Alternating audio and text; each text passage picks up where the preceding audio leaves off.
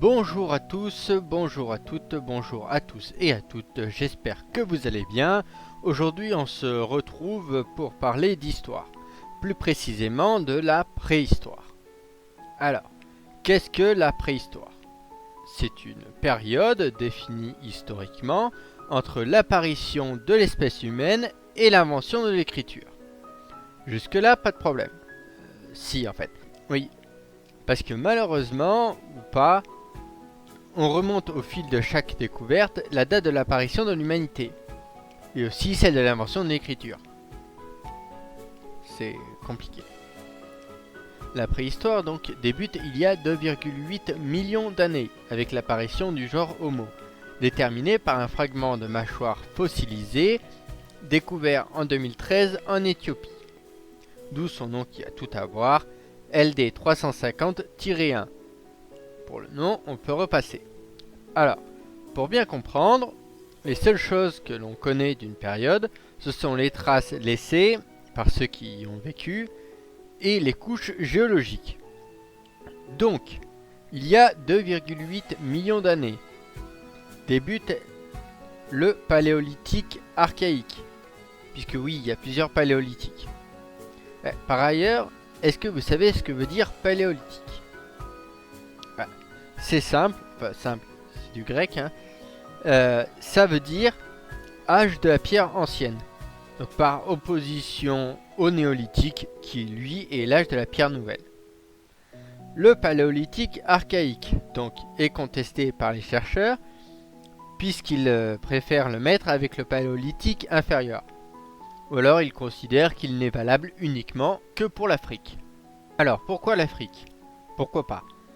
Parce que les plus anciens fossiles d'ossements humains retrouvés datent de 2,3 millions d'années pour l'Homo habilis et de 2,4 millions d'années pour l'Homo rudolfensis. Les noms sont compliqués.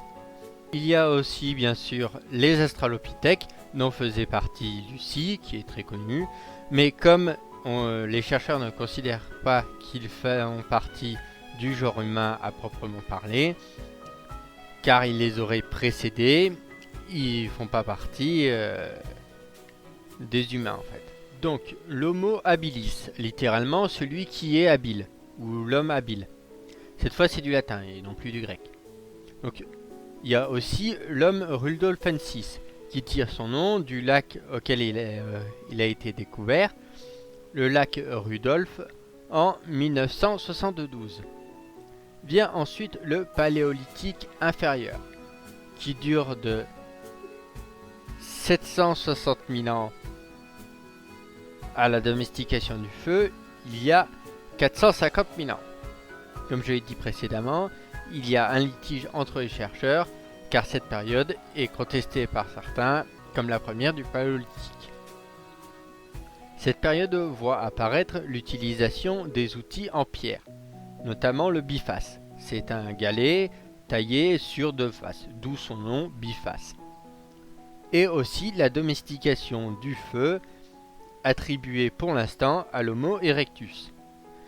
Si son nom est clairement explicite, puisqu'il veut dire l'homme dressé, ceux qui voient une allusion très directe, on ne peut pas vous en vouloir.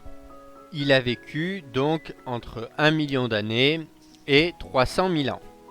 Cette période du paléolithique voit la migration de l'Afrique vers le bassin méditerranéen. Apparaît entre 750 000 ans et 550 000 ans l'ancêtre commun des Homo sapiens et de l'ancêtre commun entre Denisovia et Néandertal. Je reviendrai un peu plus tard. Quand on dit que les mythologies sont complexes, la préhistoire l'est tout aussi.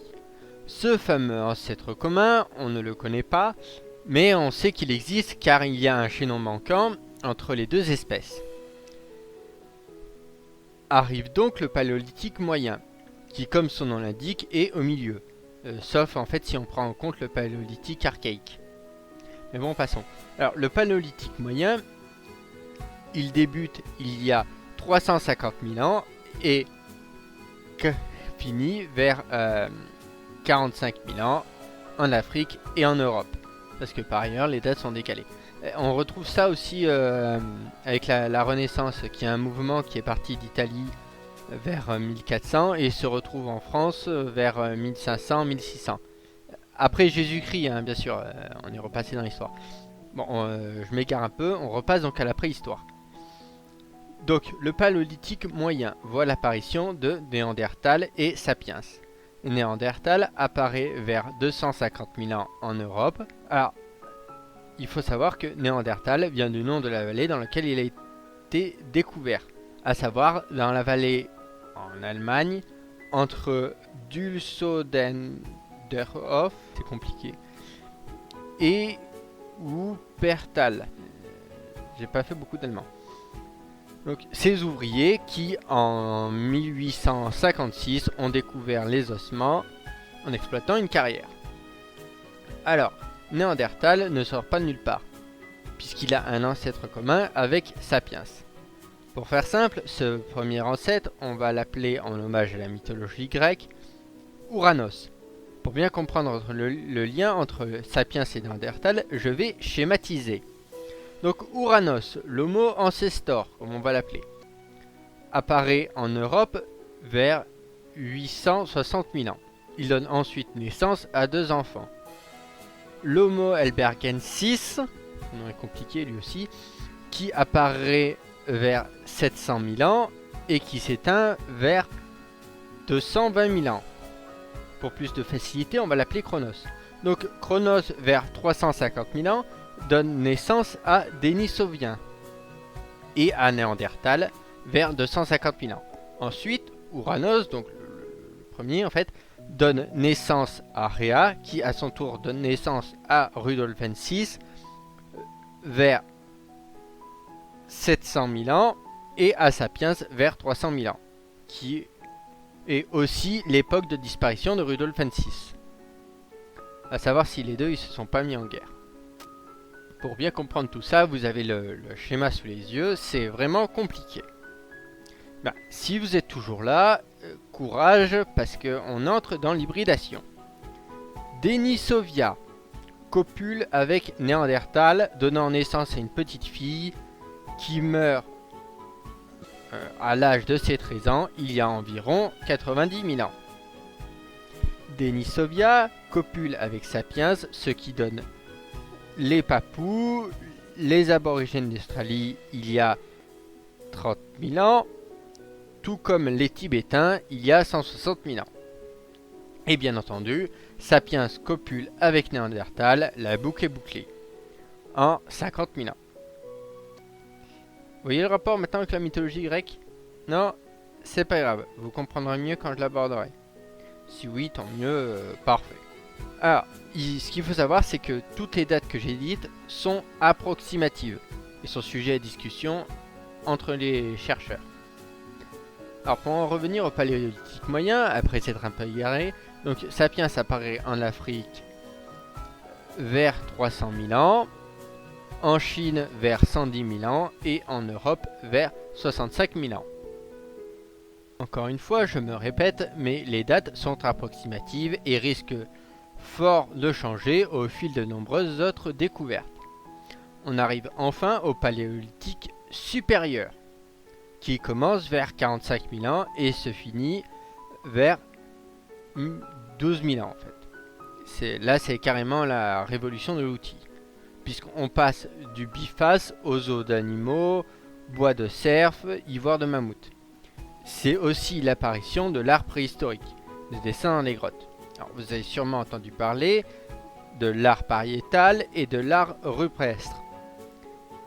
Et vous savez sûrement pas quelle est la différence entre les deux. Alors, c'est simple. L'art rupestre, c'est la peinture et le dessin à l'extérieur, tandis que l'art pariétal, c'est les peintures et les dessins à l'intérieur des grottes. Voilà. Parce qu'il n'y a pas de problème. Alors, la plus ancienne peinture rupestre à ce jour qui a été trouvée, c'est en Indonésie, qui date de 45-500 ans. C'est un cochon dessiné, c'est pareil, par des sapiens, connu sous le nom de sanglier des Célébès.